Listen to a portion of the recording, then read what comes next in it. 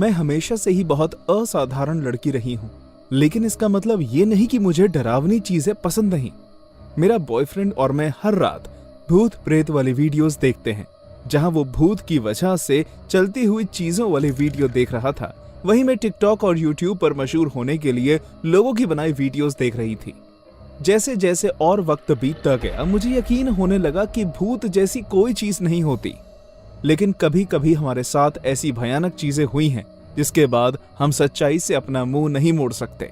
ये सब संडे की एक रात से शुरू हुआ। उस दिन मैंने अपने कुछ दोस्तों को मेरे घर पर औजी खेलने के लिए बुलाया था, ताकि हम कोई भूत ढूंढ सकें या फिर कम से कम थोड़ा हंस सकें। वो खेल आराम से चल रहा था जब तक मैंने अपना हाथ हटाकर अपना फोन निकालने के बारे में नहीं सोचा था, ताकि मैं फोन में टिकटॉक का नया घोस्ट डिटेक्टर फिल्टर खोल सकूं। ये तुम क्या कर रही हो जीना? तुम इस तरह घोस्ट सेशन के बीच में हाथ नहीं हटा सकती। हे, शांत हो जाओ। मैं बस अपनी जेब से फोन निकालना चाहती थी। मुझे अपना हाथ दो, मैं ये बाद में कर लूंगी। नहीं, अब तुम ऐसा नहीं कर सकती। तुमने गेम बीच में छोड़ दी है। हाँ, जो भी है। जबकि वो दोनों अभी भी खेल रहे थे, मैंने अपना फोन निकालकर फिल्टर से चेक किया, लेकिन जैसा मैंने सोचा था वैसा ही हुआ। टिकटॉक के उस फिल्टर ने कुछ भी नहीं पकड़ा। मेरे दोस्तों ने कहा कि क्योंकि मैंने बीच में ही गेम छोड़ दी थी, इसलिए भूतों ने हमारे साथ खेलना बंद कर दिया। लेकिन मैंने हंसकर उन्हें नजरअंदाज कर दिया। पूरा एक दिन निकल गया और मैं अब तक उस खेल के बारे में भूल भी चुकी थी। मैं अभी अपने काम से थक कर आई थी, अपने अपार्टमेंट की तरफ जा रही थी। मैं खुद को बिस्तर पर गिराने के लिए तैयार थी, लेकिन अंधेरे में मैं अपने बिस्तर पर एक परछाई को बैठे हुए देखा। अच्छी कोशिश है बेबी, लेकिन जबरदस्ती दरवाजा खोलने की कोशिश नहीं हुई है और मैं 9th फ्लोर पर हूं। मैं एक सेकंड के लिए भी नहीं डरी। मैंने खुद को मना लिया कि वो आदमी मेरा बॉयफ्रेंड डेरियो है। उसे मेरे साथ इस तरह से मजाक करने की आदत है, लेकिन वो कभी सफल नहीं हो पाता। मैं लाइट ऑन करते हुए हंसने लगी, लेकिन मेरी मुस्कान एक सेकंड में ही गायब हो गई और मैं हैरान हो गई। वहां कुछ भी नहीं था। क्या? मुझे यकीन है कि मैंने किसी को देखा। लाइट अपने आप बंद हो गई, जैसे किसी ने मेरे सवाल का जवाब दिया हो, और वो परछाई फिर से दिखने लगी, लेकिन इस बार वो खड़ी हुई थी और वो भी मेरी तरफ देखते हुए। मैं जोर जोर से सांस लेने लगी और स्विच को बार बार ऑन करने लगी, लेकिन लाइट नहीं जली। वो परछाई ना तो मेरे करीब आई और ना ही मुझसे दूर गई, लेकिन मुझे हर एक सेकंड के बाद ऐसा लग रहा था जैसे मैं किसी भयानक होनी के करीब जा रही हूं। अचानक लाइट फिर से जली और वो परछाई फिर से गायब हो गई।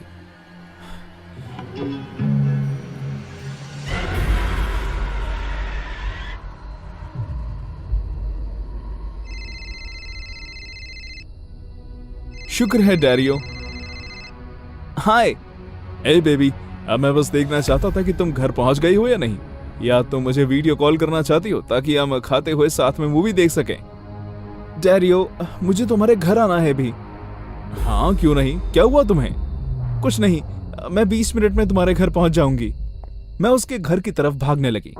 पहले ही अंधेरा हो चुका था, लेकिन किसी वजह से मुझे गलियों में अकेले भागना अपने घर पर अकेले रहने से ज्यादा सुरक्षित लग रहा था। जब मैं उसे मिली, मैंने उसे सब कुछ समझाया। उसने मेरी बात पर कुछ ज्यादा यकीन नहीं किया, लेकिन हमने वो रात उसके घर पर एक साथ गुजारी और उसके बारे में दोबारा बात नहीं की। अगले दिन मुझे काम नहीं करना था, इसलिए मैंने तय किया कि जब वो काम पर जाएगा तो मैं अपने घर वापस चली जाऊंगी। क्या तुम्हें यकीन है बेबी, तुम मेरे साथ इतने दिन के लिए चाहे रुक सकती हो? और अगर नहीं तो मैं तुम्हारे घर आ सकता हूँ। नहीं, मैं अकेले घर जाना चाहती हूँ। कभी ना कभी तो तुम्हें वहां से जाना ही पड़ेगा। मैं इस चीज का डर अपने अंदर नहीं बैठाना चाहती।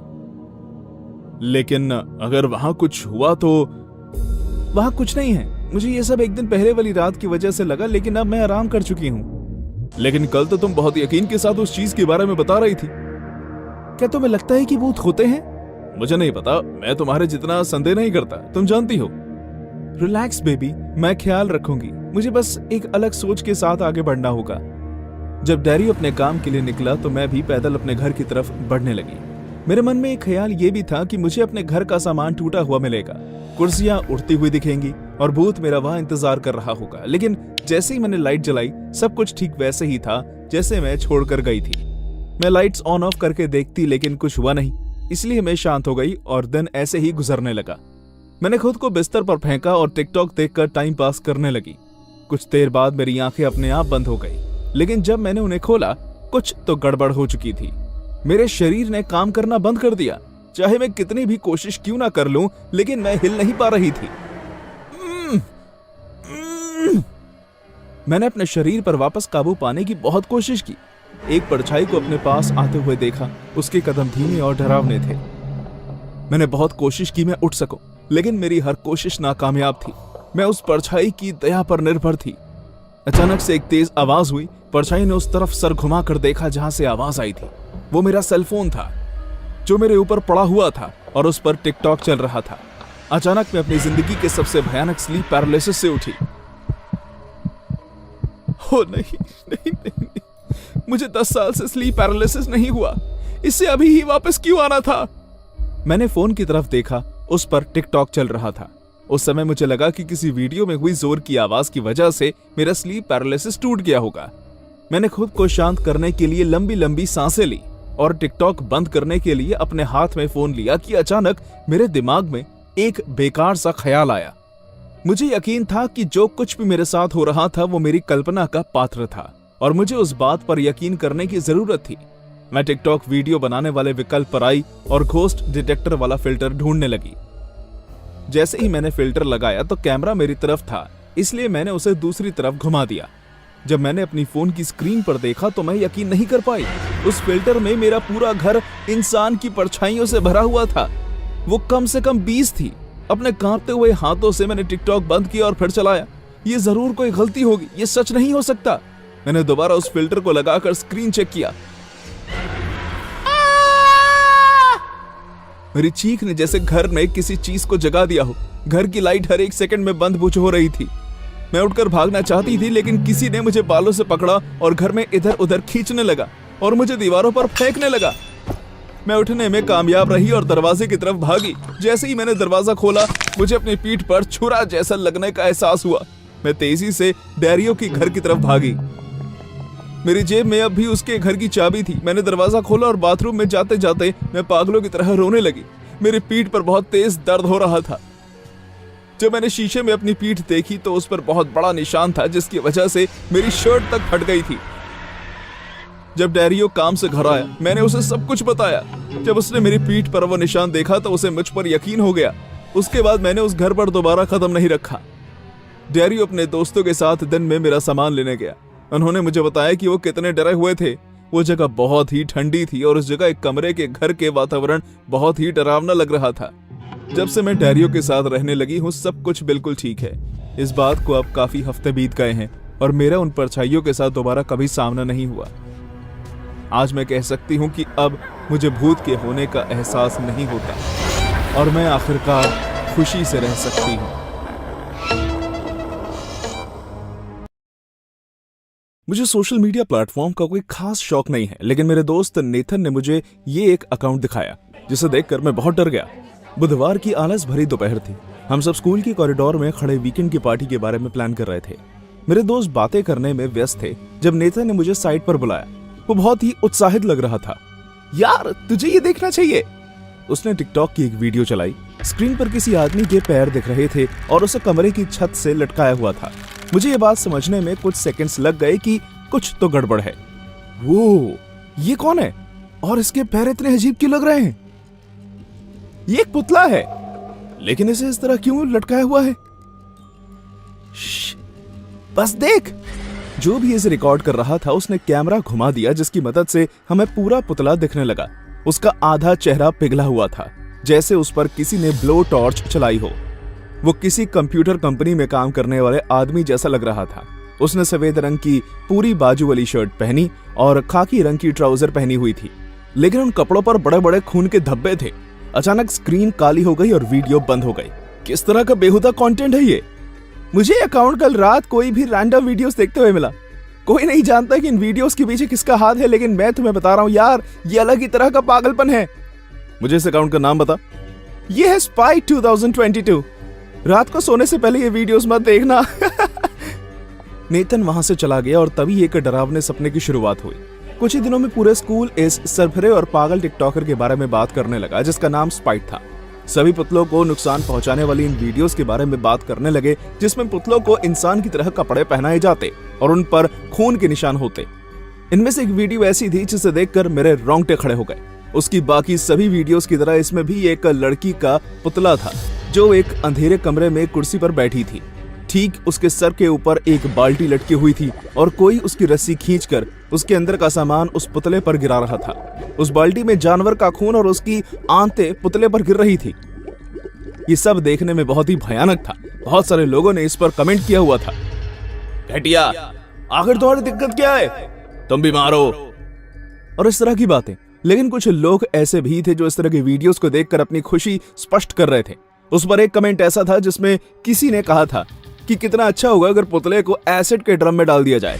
3 दिन बाद स्पाइट 2022 ने एक वीडियो डाली जिसमें वो एक छोटे लड़के को एसिड से भरे एक टब में डाल रहा था।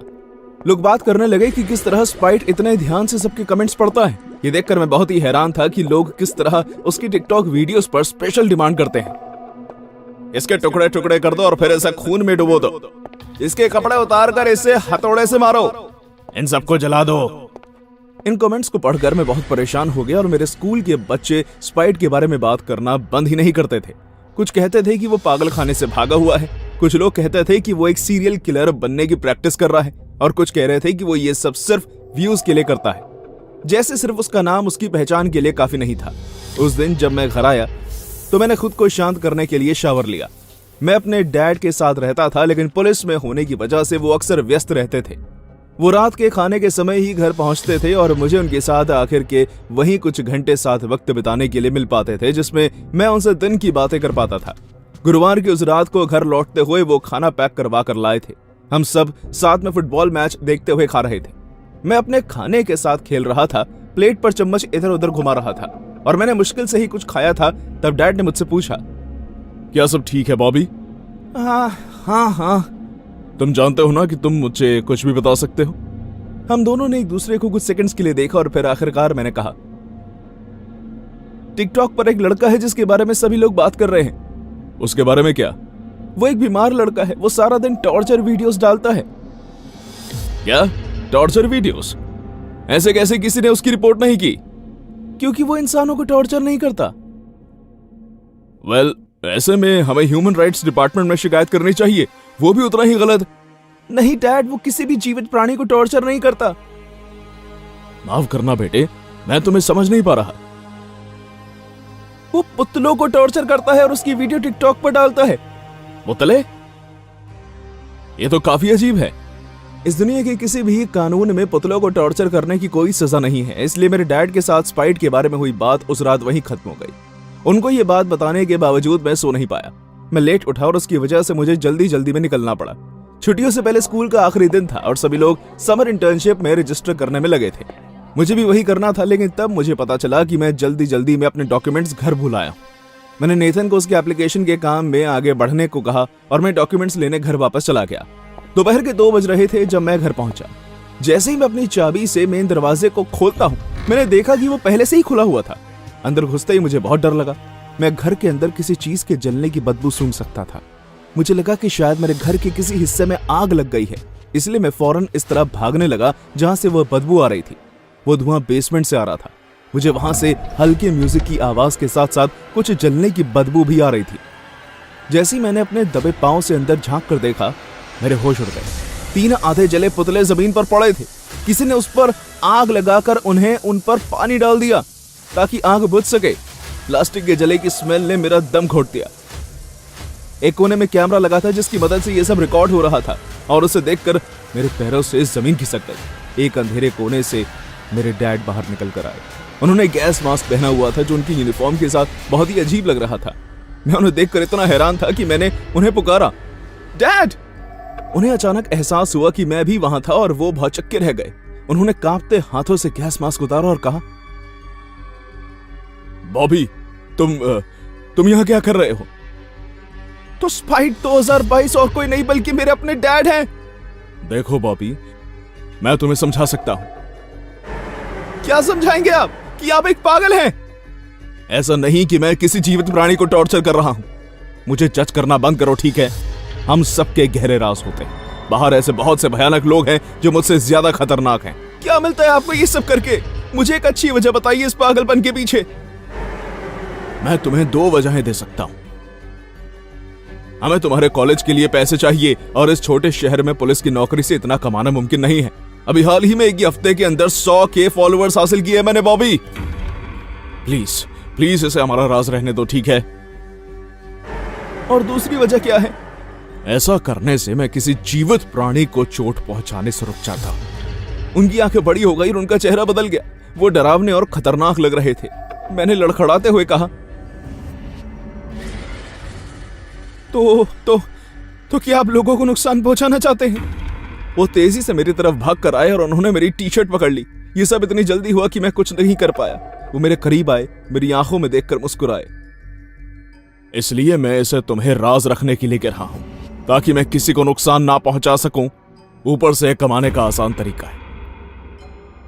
क्या तुम इस छोटे शहर से नहीं निकलना चाहते बॉबी? हाँ, निकलना चाहता हूं। ये हुई ना मेरे बेटे जैसी बात। चलो अब जाओ, मुझे ये सब साफ करना है। मैं तुम्हें रात के खाने पर मिलूंगा। ठीक है। वहां से बाहर निकलने के लिए मैं धीरे से मुड़ा और मेरे डैड ने एक बार फिर मुझे आवाज लगाकर पूछा, तुम किसी को नहीं बताओगे ना कि मैं ही स्पाइट हूं बॉबी? मैं नहीं बताऊंगा, कसम से। हे, तुम्हें मुझसे डरने की जरूरत नहीं है। मैं तुम्हें या किसी और को कभी नुकसान नहीं पहुंचाऊंगा, मैं वादा करता हूं। नादान बच्चे। उस दिन के बाद से 4 महीने बीत गए हैं। उसके बारे में अफवाहें अभी तक ताजा हैं। जब भी कोई स्पाइट 2022 की बात छेड़ता है तो मैं उसे टाल देता हूं। एक बार मैं ग्रेजुएट हो जाऊं तो मैं बस इस शहर और अपने डैड को छोड़कर जाना चाहता हूं। तब तक मैं ऐसे दिखाना चाहता हूं कि मुझे कुछ नहीं पता। मैं आजकल अपने तकिए के नीचे चाकू रखकर सोता हूं, कहीं जरूरत पड़ गई तो। अगर आप कभी भी नैशविल आए और लीपर्स फोक नाम के इस छोटे से शहर में आने का मौका मिले तो पैडी फील्ड के पास बने घर की घंटी कभी मत बजाना, खासकर दिन के वक्त। उस समय मेरे डैड अपनी टिकटॉक की वीडियोस बनाते हैं। हालांकि उन्होंने वादा किया है कि वो किसी को नुकसान नहीं पहुंचाएंगे, लेकिन मैं कोई गारंटी नहीं दे सकता।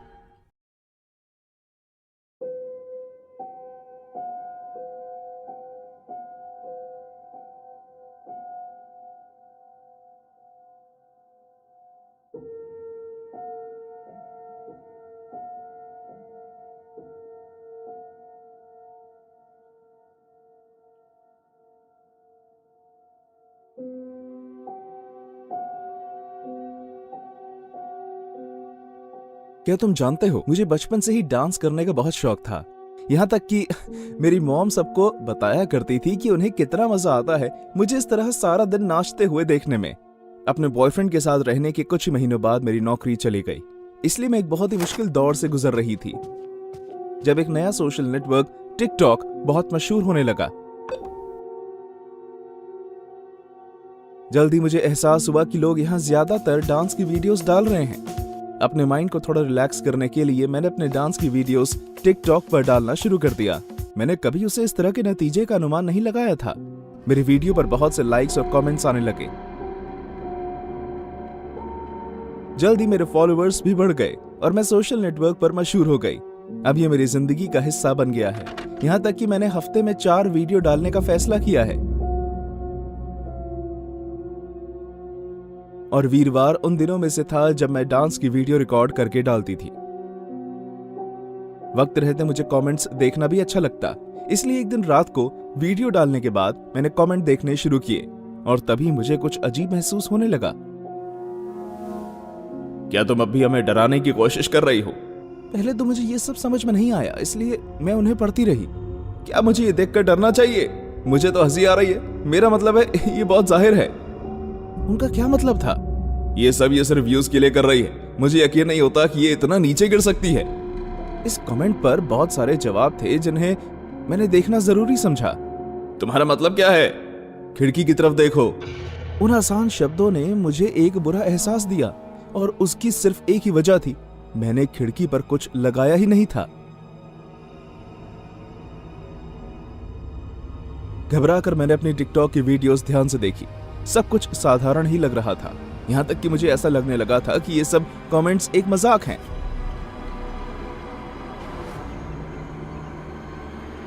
और फिर अचानक खिड़की पर लगे पर्दे के पीछे से एक औरत का चेहरा दिखा। मेरा दिल जोरों से धड़कने लगा। मैंने फौरन अपनी बाकी वीडियोस भी देखनी शुरू कर दी। ऐसा लग रहा था जैसे कि वो सिर्फ वीरवार के दिनों पर ही दिखाई देती थी। मेरी सांस तेजी से चलने लगी और तभी कमरे का दरवाजा खुलने की आवाज हुई, जिससे मैं और ज्यादा डर गई। लुइस, मेरा बॉयफ्रेंड, अभी काम से लौट कर आया था। Hi baby. जैसे ही उसने मुझे देखा उसके चेहरे का भाव बदल गए। बेबी, क्या तुम ठीक हो? मुझे नहीं पता। क्या हुआ? वो सोफे पर मेरे पास बैठने के लिए आगे आया। मैं कमेंट चेक कर रही थी और क्या उन्होंने तुम्हें बुरा भला कहा? उनकी बातें मत सुनो बेबी, तुम सबसे अच्छी हो। और तो और वो बात नहीं है, एक औरत है। एक औरत? कहाँ? पहले मुझे लगा कि ये एक मजाक है, लेकिन फिर हर वीरवार एक औरत मेरी टिकटॉक वीडियोस में दिखाई देती है। वो मुझे खिड़की से देखती है। क्या? देखो। मैंने लुइस को अपना फोन दिया। खिड़की की तरफ ही देखते रहना। जब उसके चेहरे पर चिंता और गुस्से का भाव आया तो मैं समझ गई कि उसने देख लिया है। जाहिर सी बात है कि मैंने उसे ये सब करने के लिए नहीं कहा है। मैं तो उसे जानती भी नहीं हूं। हम क्या करेंगे लुइस? कोई मुझे परेशान कर रहा है। मैं बहुत ही डरी हुई हूं। मुझे दिलासा देते हुए उसने मेरा हाथ पकड़ लिया। सब ठीक हो जाएगा बेबी, हम सिक्योरिटी बढ़ा देंगे। मैं कैमरा लगा दूंगा, ठीक है? हम उससे पहचान लेंगे। ठीक है। कुछ ही दिनों में लुइस ने दरवाजे का लॉक चेंज कर दिया और जगह जगह कैमरास भी लगवा दिए, लेकिन मुझे इससे भी तसल्ली नहीं हुई। मेरे डर ने मुझे बुरी तरह घेर लिया था। एक दिन मैंने अपने वीडियो के उस हिस्से की तस्वीर ले ली जहां वो औरत दिख रही थी। मेरे पसीने छूट गए जब मैंने उसे और करीब से देखा। हालांकि तस्वीर की क्वालिटी इतनी अच्छी नहीं थी, लेकिन उसकी आंखें और मुस्कान देखकर मैं बुरी तरह डर गई थी। इस बात को एक हफ्ता हो गया और दोबारा वीरवार आ गया। मुझे बहुत अजीब लगने लगा। मुझे ठीक से नींद भी नहीं आ रही थी। मैं इतना डर गई थी कि मेरा जी मचलने लगा था। बेबी, मैं वाकई आज तुम्हारे साथ रहकर तुम्हारा ध्यान रखना चाहता हूँ। मैं जानती हूँ जान, लेकिन तुम इन सब की वजह से अपना ऑफिस नहीं छोड़ सकते। मुझे इस तरह तुम्हारे यहाँ अकेले रहने का ख्याल ठीक नहीं लग रहा। क्यों ना तुम किसी को अपने पास बुला लो। सब काम पर हैं।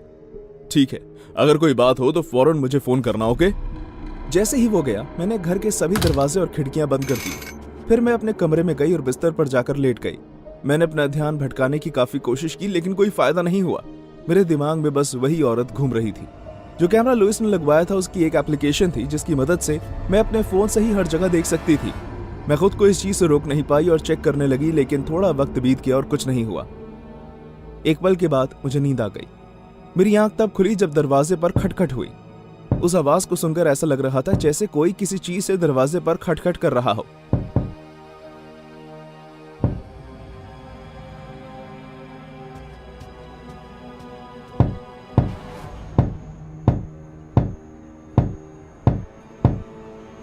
घबराकर मैंने अपना फोन उठाया और कौन हो सकता है देखने लगी। मेरी सांसें रुक गई जब मैंने देखा कि ये वही औरत थी जो अपनी हथेली से दरवाजा खटखटा रही थी। जबकि मैं बहुत डरी हुई थी, लेकिन फिर भी मैंने एक लंबी सांस ली और लुइस को मैसेज किया। वो यहाँ आ गई है। शायद वो कोई मेरी ना चाहने वाली थी जो घर आकर मुझे परेशान करना चाहती थी। वो डर कर जल्दी ही चली जाएगी। अपने फोन में इमरजेंसी नंबर पर डायल करते करते मैं बेडरूम से निकलकर ड्राइंग रूम तक पहुंची। मैं उस औरत को पर्दे के कोने से देख पा रही थी। उसने भी खटखटाना बंद कर दिया जब उसे एहसास हुआ कि मैं वहीं खड़ी थी। स्काई? उसे देखने के बाद मैं बता सकती हूँ कि वो दिखने में अजीब थी। उसे देखकर ऐसा लग रहा था जैसे वो कई दिनों से सोई नहीं है। वो काफी पतली थी और उसकी नकली हंसी मुझे और भी ज्यादा डरा रही थी। मैंने उसे अपना फोन दिखाते हुए कहा, चली जाओ यहाँ से वरना मैं पुलिस को फोन कर दूंगी। क्या? वाकई तुम कर दोगी? मेरा हाथ कांपने लगा। ऐसे क्यों लग रहा था जैसे उसे कोई फर्क ना पड़ता हो। मैं मजाक नहीं कर रही। मैं जानती हूँ कि तुम क्या करती आई हो। मेरे घर में कैमरास लगे हुए हैं। मैं पुलिस को बुला लूंगी। उस औरत के चेहरे से मुस्कान गायब हो गई और वो बड़ी देर तक मुझे घूरती रही। जाओ।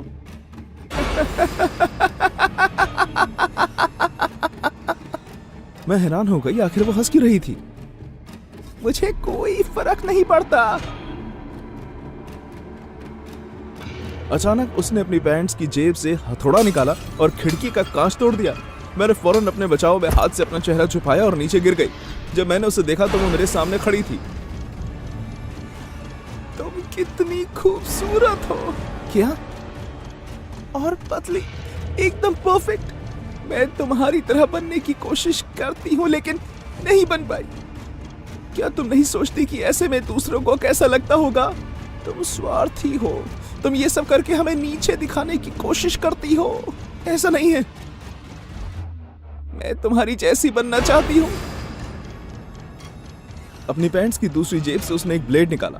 इसलिए तुम्हें मुझे अपना चेहरा देना होगा। मेरे पास बताना। वो पास आती रही और मैं कुछ नहीं कर पाई। मैं हिल भी नहीं पा रही थी। जैसे ही मैंने अपनी आंखें बंद की, मुझे अपनी ठुड्डी पर एक जख्म का निशान का एहसास हुआ और फिर मुझे सायरन सुनाई देने लगे। स्काई! उस पागल औरत को जब इस हाल में मेरे घर मुझ पर वार करता देखा गया तो उसे गिरफ्तार कर लिया गया। मैं अब उस घर में एक पल भी और नहीं रह सकती थी, इसलिए हम दूर कहीं शिफ्ट हो गए। लेकिन उसके बाद भी मुझे कभी सुरक्षित महसूस नहीं हुआ।